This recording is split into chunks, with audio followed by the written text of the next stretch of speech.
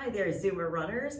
I'm so glad you're here. I'm Coach Marsha. I'm the running coach and trainer for the Zuma Women's Running Series. And this is the first in a series of videos I'm doing focused on ab and core work. Now, why are strong abs important to a runner? Because a strong abs and core supports your other muscles. For example, your lower back. Runners tend to work certain muscle groups a lot. Hello, quads, hip flexors, things like that, things that propel us forward.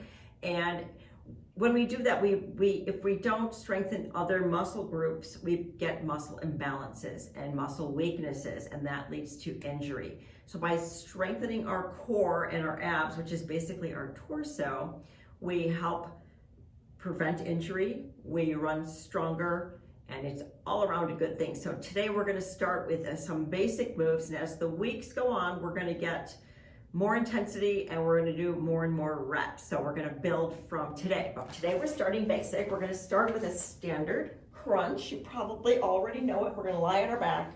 Bring your heels in close to your behind. Clasp your head behind. Let your elbows fall out. Pretend there's a string from your chin going to the ceiling, and we're just going to pin the belly button down flat and tight, and we're going to crunch from here. Let's do 10. There's 1, 2, 3, 4.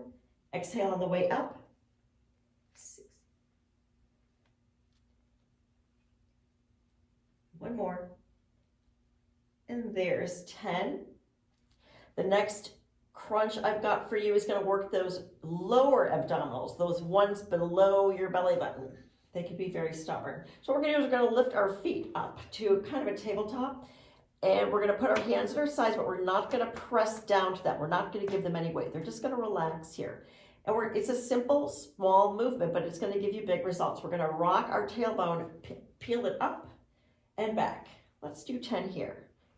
1, 2, 3, 4.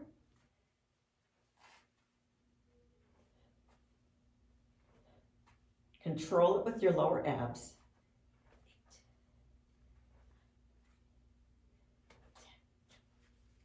8, 10. That's a reverse crunch, and those are our 2 types of crunches for the week. Give those a try, and I absolutely encourage you to weigh more than 10 reps each. And I will see you next week with more variations. Thanks for joining me.